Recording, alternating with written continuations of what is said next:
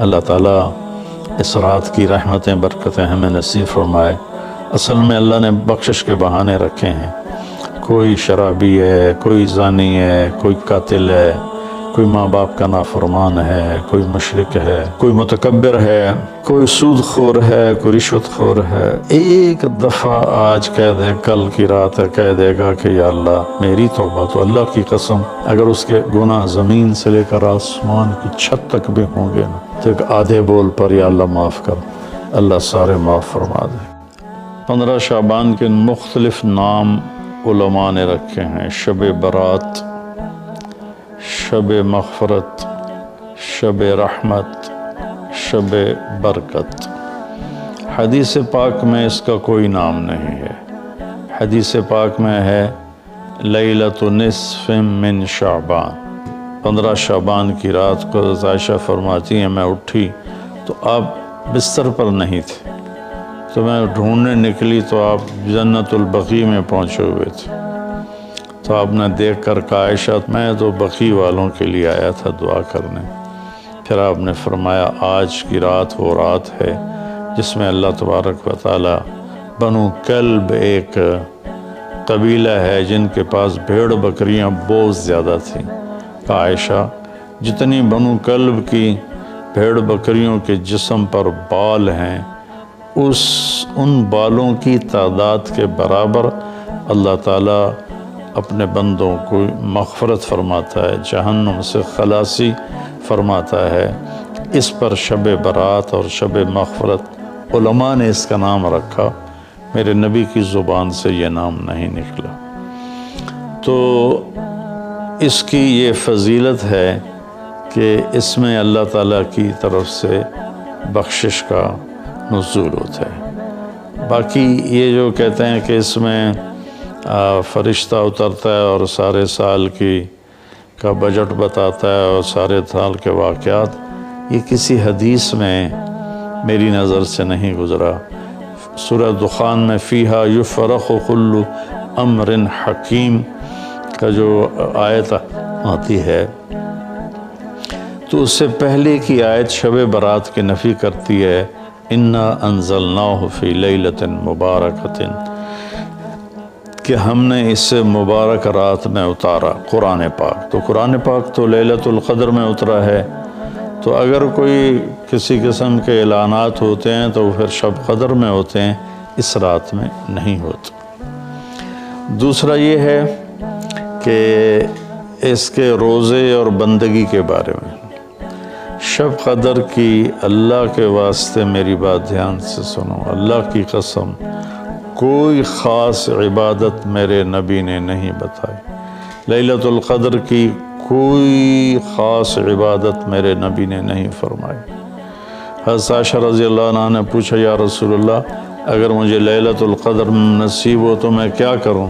کہا یہ دعا پڑھو، اللہم انک عفو تحب العفو فاعف عنی، اللہ تو معاف کرنے والا ہے، معافی کو پسند فرماتا ہے، مجھے معاف فرما۔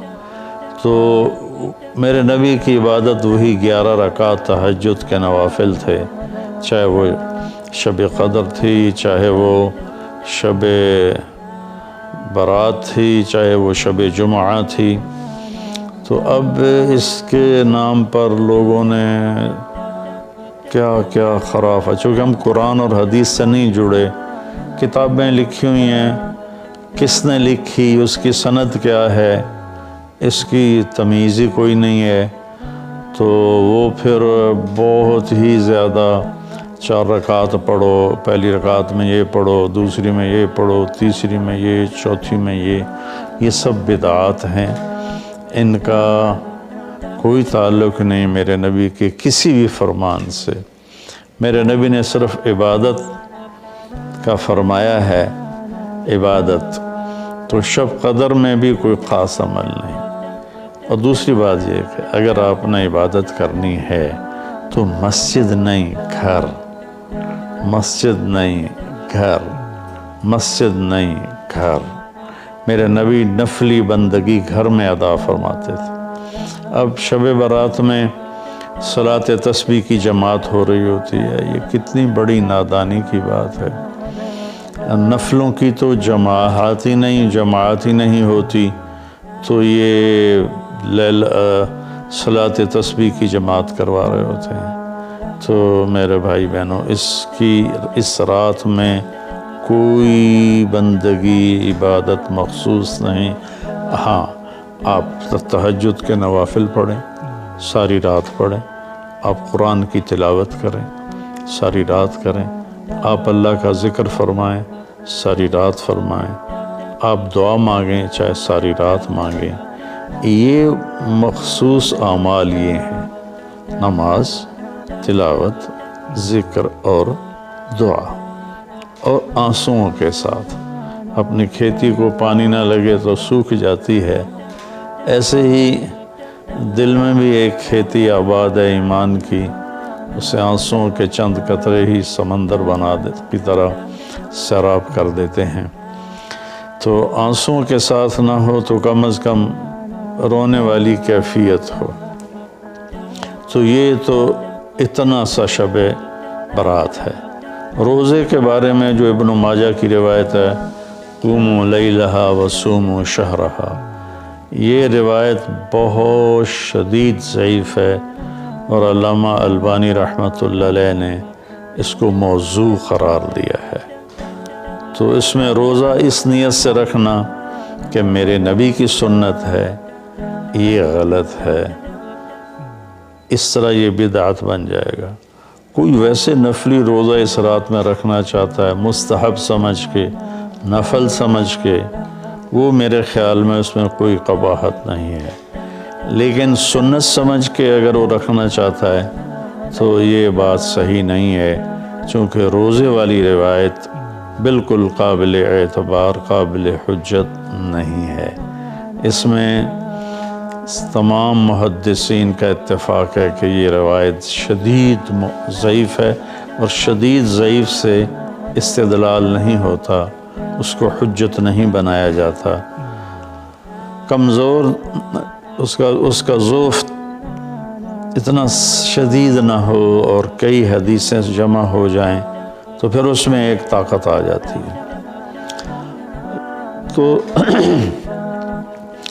اپنے آپ کو جوڑو اللہ کے قرآن کے ساتھ، اللہ کے نبی کی حدیث کے ساتھ۔ صحیح حدیث آپ کا ماخذ ہوگا تو آپ کو آسانی ہوگی کرنے میں۔ تو اصل میں عبادات میں اعتدال ہے۔ شاید ہی کوئی رات میرے نبی ساری رات جاگے ہوں، شاید، اور شاید ہی کبھی آپ نے مسلسل، اس میں تو میں پورے یقین سے کہہ سکتا ہوں کہ آپ نے زندگی میں ایک دفعہ بھی عشاء کے وضو سے فجر کی نماز نہیں ادا فرمائی۔ بعد میں ایک رہبانیت کا ٹچ آیا کہ بندگی میں بہت زیادہ زیادتی اور اپنے نفس کشی میں راہبوں جیسی تھوڑی تھوڑی جھلک۔ نبی کی زندگی پڑھو، آپ کو پتہ چلے گا زندگی ہے کیا۔ قرآن پڑھو، آپ کو پتہ چلے گا اللہ چاہتا کیا ہے۔ اللہ تعالیٰ اس رات کی رحمتیں برکتیں ہمیں نصیب فرمائے۔ اصل میں اللہ نے بخشش کے بہانے رکھے ہیں۔ کوئی شرابی ہے، کوئی زانی ہے، کوئی قاتل ہے، کوئی ماں باپ کا نافرمان ہے، کوئی مشرک ہے، کوئی متکبر ہے، کوئی سود خور ہے، کوئی رشوت خور ہے۔ ایک دفعہ آج کہہ دے، کل کی رات ہے کہہ دے گا کہ یا اللہ میری توبہ، تو اللہ کی قسم اگر اس کے گناہ زمین سے لے کر آسمان کی چھت تک بھی ہوں گے نا، تو ایک آدھے بول پر یا اللہ معاف کر، اللہ سارے معاف فرما دے۔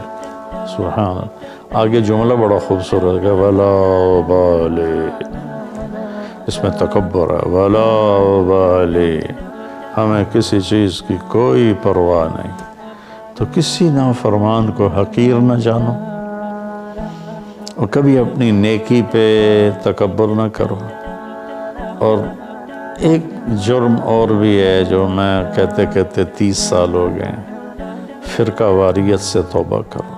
اپنے فرقے پہ جمے رہو، لیکن دوسروں سے نفرت، سلام بھی نہ کرنا، جنازہ بھی نہ پڑھنا، حرم شریف میں جا کر بھی نمازیں نہ پڑھنا، اچھا اللہ کے واسطے۔ آج بہت اویئرنیس ہو چکی ہے، تو مہربانی کرو، امت بنو، محبت کرو، ایک دوسرے سے ملو جلو، ہم امت بن کے چلیں، اختلاف رائے کے فیصلے آخرت میں ہو جائیں گے۔ قل کل یعمل علی شاکلتہ فربکم اعلم بمن هو اہدی سبیلا۔ ایسی اس میں جو دیگیں چڑھائی جاتی ہیں، خیرات کی جاتی ہے، یہ بھی بدعت، سنت سمجھ کے کوئی کرے گا تو بدعت ہے، ویسے فی سبیل اللہ کوئی دیگ کرنا چاہتا ہے تو ٹھیک ہے۔ اللہ تعالی ہمیں عمل کی توفیق